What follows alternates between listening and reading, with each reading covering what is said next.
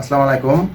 আজকে আপনাদের সামনে নিয়ে আসলাম কিছু বাজেট ফ্রেন্ডলি ম্যাগি হাতা, যেটা আহ, একদম 100% কটনের ভিতরে হবে, খুবই সুন্দর এবং বাজেট ফ্রেন্ডলি। প্রথমে বলে নিচ্ছি, সেটা বাজেট ফ্রেন্ডলি ম্যাগি হাতা।